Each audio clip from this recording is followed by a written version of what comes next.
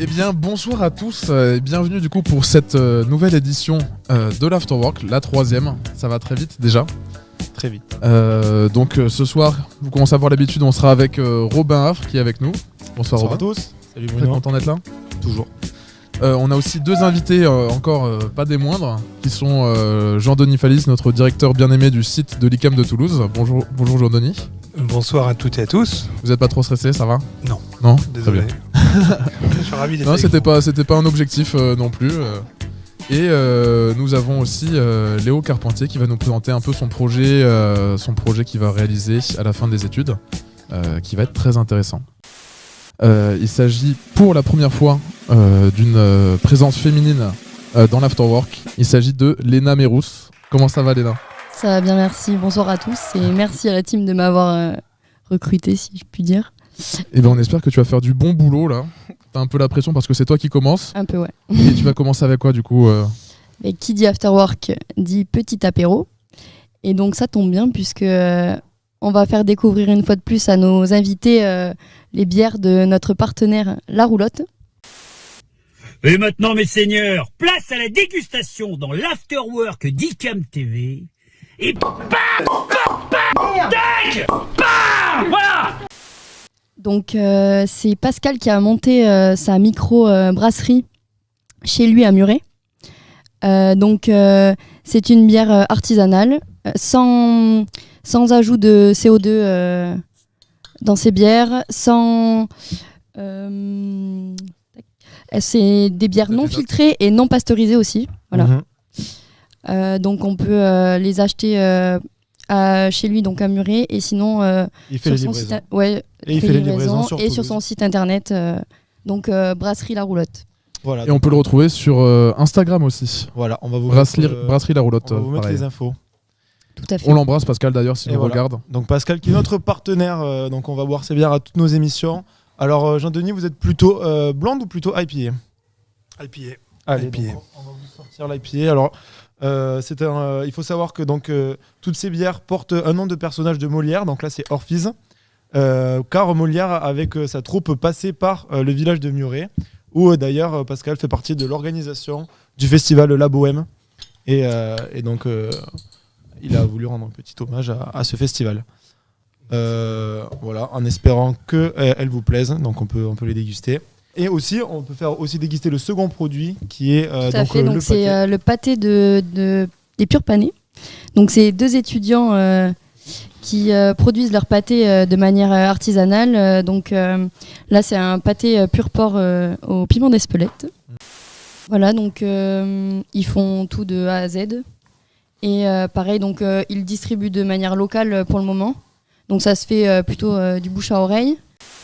Merci Léna. Et Avec plaisir. donc tout en dégustant ce bon pâté, cette bonne bière, on va passer à la rubrique ICAM's Got Talent. Bon Léo, t'es prêt ? Comment ça va ? Plutôt bien. Un Allez. peu stressé, mais ça va. Non mais t'inquiète, ça va bien se passer. Ouais. T'as été à la répète hier donc ça devrait bien se passer je pense. Bonne répète d'ailleurs. Voilà. Très bonne On répète. a beaucoup rigolé. Là Oui. c'est scripté, tout ce qu'on va dire c'est du par Ça a cœur. été vu et revu. Même On ça. a des prompteurs. Exactement. Je fais une petite présentation, tu me coupes si je me trompe, et ensuite on verra un peu ton projet. Donc on a la chance d'être dans la même promo, donc tu es comme nous en 5e année apprentissage sur le site de Toulouse. Tu es arrivé comme nous en première année pour faire ton BTS ATI, et tu réalises actuellement ton alternance chez Diam. Et Diam, tu vas nous expliquer un peu ce que vous faites. Ouais, alors Diam, on fabrique en fait des boutiques. Grossièrement, on fabrique des boutiques pour le milieu de la PLV. Donc c'est en fait c'est pour de la cosmétique. Par exemple, LVMH viennent, on fabrique D'accord. des boutiques pour eux pour vendre leurs produits. Donc c'est pour des boutiques de luxe, Ouais, essentiellement. plutôt de la cosmétique de luxe. Ouais, Et toi, donc, tu es dans exactement. la partie innovation, c'est bien ça ? Ouais, mon taf, c'est d'imaginer un peu les boutiques de demain et de répondre aux demandes des designers, des D'accord. commerciaux, etc. C'est super. Et à côté de ça, tu as donc plusieurs passions, et dont une qui est donc la voile et tout ce qui touche au monde maritime. Et donc en 2018, tu es parti en Croatie avec donc tes deux meilleurs potes d'enfance. Ouais. Et tu t'es dit on va faire du canoë. Donc raconte-nous un peu ce voyage, comment ça s'est passé. Ouais, l'objectif c'était de partir en kayak trip tout le long des côtes de la Croatie, donc partir du nord de Split pour arriver jusqu'à Dubrovnik et en 3 semaines. Et pour faire simple, on est sorti de l'aéroport, on est allé à la plage, on a gonflé les kayaks et on est parti. Ok, d'accord. Et donc vous avez fait toutes les côtes de Croatie, toutes les îles. Ouais, exactement. Et là, un constat frappant. C'est de la pollution. En fait, le constat, c'est qu'on dormait sur les plages, dans des hamacs. D'accord. Et la Croatie, c'est encore hyper sauvage, les côtes. Il n'y a personne. Il y a beaucoup d'îles en fait, qui sont inhabitées. Donc on s'attendait à être vraiment au plein cœur de la nature. Et en fait, pas du tout. On s'est retrouvé au milieu de plages de déchets. D'accord. Et du fait de toutes ces petites îles, en fait, il y a des courants qui font qu'il y a des vraies plaques de déchets qui sont à la dérive. Et donc ça a été un peu le moment D'ailleurs, frappant. là, En fait. on voit les photos des Exactement. plages du déchet. Ouais, exactement. C'est des plages qui sont recouvertes comme ça. Donc et il y en a beaucoup des plages pareil dans cette situation, quoi. Ouais, et surtout, en fait, du coup, c'est pas dû à de l'affluence ou à rien du tout, en fait. C'est juste dû à du déchet qui flotte et qui vient se Ok. stagner Et sur. c'est des déchets qui viennent des Croates ou c'est des déchets C'est qui des viennent d'un peu déchets. partout, qui sont emportés par le courant? La Croatie, c'est dans l'espèce de petite mer comprise entre l'Italie et la Croatie et toute la côte là. Et donc, en fait, c'est forcément soit la côte croate, soit des Italiens. Et donc, en fait, finalement, il n'y a pas grand monde en fait, qui vient polluer ces mers par rapport à la Méditerranée dans sa globalité, etc. Et donc, comme souvent, quand on prend conscience de quelque chose comme ça, on veut faire changer les choses, on veut s'investir. Et c'est de là qu'est né ton projet, donc Jibe, avec tes deux potes. Ouais, Donc, ouais. ce projet, c'est un projet de tour du monde. Et raconte-nous un peu les prémices et comment vous êtes venu à faire ce projet. Le projet, c'était de continuer du coup à partir à l'aventure et de se poser un petit peu la question de commencer autre part. Parce qu'en Croatie, c'est une première expérience. Mais c'est aussi de se poser où est-ce commencer à l'autre bout du monde, parce qu'on voit tout le temps des images aux infos avec des forêts qui brûlent, des îles qui disparaissent, etc. Ouais. Et c'est l'idée de se dire comment vivent les gens, comment ils font pour se débrouiller, quelles solutions ils apportent, et comment est-ce que nous, on peut observer ça pour ramener un peu cette façon de penser ici, en France. Et dans l'idée, là, la communication, vous voulez faire comment? C'est-à-dire, vous allez donc parler à des gens, rencontrer plusieurs cultures, et vous allez condenser tout ça dans un reportage. Vous avez une idée un peu de ce que vous voulez faire? Ouais, alors là, on construit un site web, et l'objectif de ce site web, c'est d'être en lien avec la communauté de gens qui veulent nous suivre au hasard ou parce qu'ils sont intéressés par ce projet, de publier des articles sur ce qu'on fait, sur ce qu'on voit, des vidéos, de faire du reportage en fait, mais aussi en fait de discuter avec la communauté pour que notre voyage soit en interaction avec ce qui intéresse la communauté et ce que la communauté nous demandera de voir aussi. Donc ça sera évolutif. Ouais. Vous irez selon les endroits où les gens on a ont les envie de savoir. Ouais, on a les grandes lignes du trajet et en fait le truc c'est que c'est difficile de trouver des contacts à l'autre bout du monde, et donc l'objectif c'est d'avancer de petit pas en petit pas via la communauté, via ce qu'on va retrouver et ce qu'on a envie de voir, quoi. D'accord. Avant de voir un peu en détail le trajet et le matos que vous allez utiliser, peut-être J'ai une petite question. Oui. Je te l'ai posée hier, donc j'ai la réponse, mais les gens ne le savent pas. Qu'est-ce que ça veut dire jibe? Jibe, c'est un virement de bord en anglais. Ça veut dire virer de bord, c'est une manœuvre pour changer de cap. Très bien. Belle métaphore. Merci. Donc pour vous faire la main, parce que j'imagine que tu avais déjà fait un peu de voile avant ta première aventure donc en Sardaigne, mais donc vous vous êtes dit on va se faire la main et on va faire une première expérience, et c'est là que vous avez demandé l'aide donc de l'école de ton ami Centrale Marseille. Ouais, c'est ça. Centrale Marseille, ils sont très forts dans tout ce qui est maritime. Ils ont plein d'options, ils ont des clubs de voile. Et ils avaient un voilier qu'ils voulaient vendre pour la petite histoire. D'accord. Et on a eu un deal avec l'école, c'est-à-dire qu'on a bossé sur leur bateau.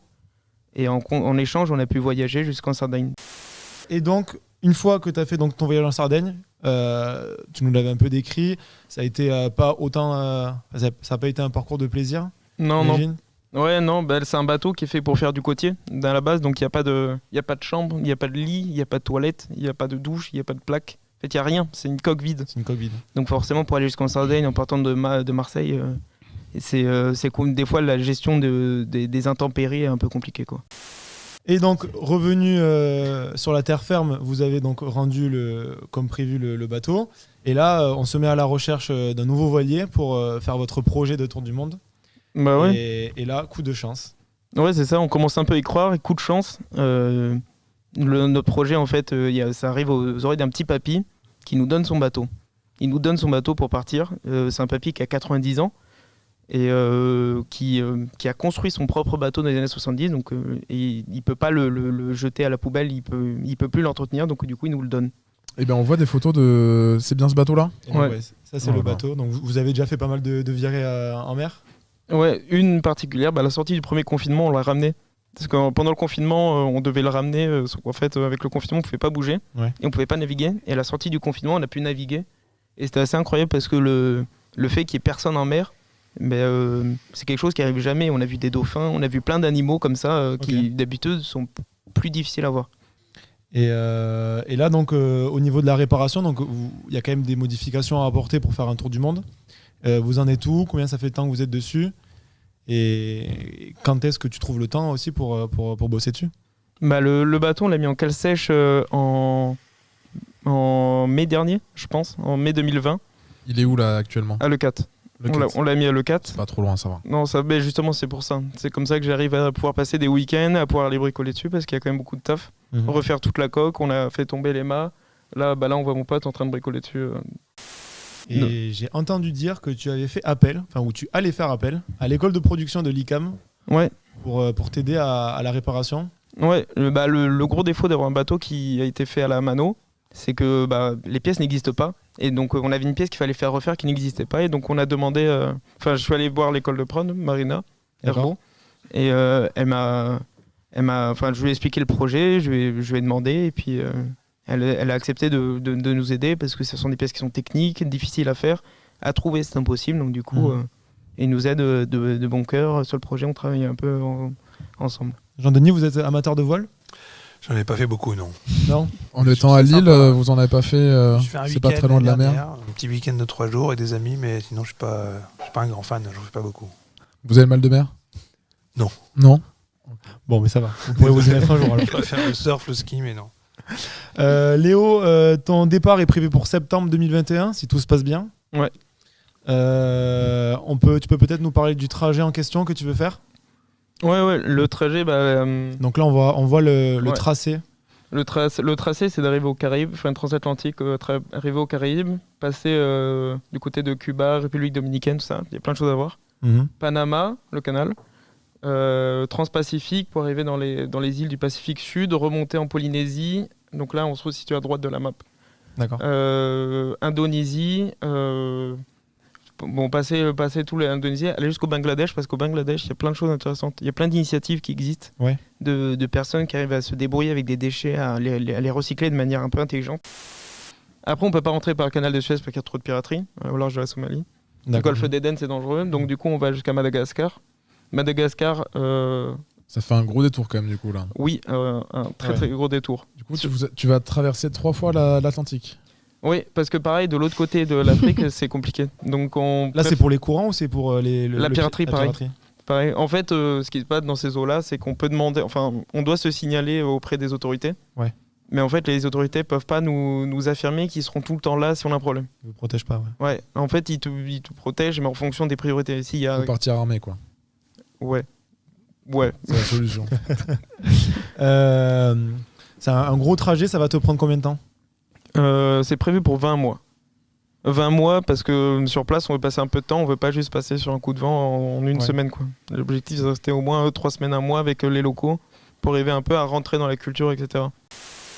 Qu'est-ce qui vous manque là pour réussir? Vous en êtes tout dans les préparatifs? C'est le financement, le matos? Le bateau avance bien. Il nous manque du financement, notamment pour payer la vie courante et les assurances, parce qu'il y en a pour beaucoup d'assurances. Et pour l'équipement de survie, donc le radeau de survie, les gilets, tout ça. Si les gens souhaitent te financer, comment ils font là? Ou te contacter? Alors, ils peuvent venir me voir. Et sinon, ils peuvent envoyer un mail directement s'ils veulent en discuter, etc. Carrément chaud. On met le mail dans le chat si vous souhaitez contacter Léo. Léo.carpentier@2021.icam.fr. Exactement. Ouais, mais Rapidement. incroyable, Très rapide. incroyable. Et on Je te te connais souhaite vraiment toute la réussite. On suivra tes péripéties. Mhm. Et une fois que ton site internet sera prêt, etc., on relaiera l'info pour voir un peu où vous en êtes. Ouais, carrément. Merci Léo. Mais merci à toi.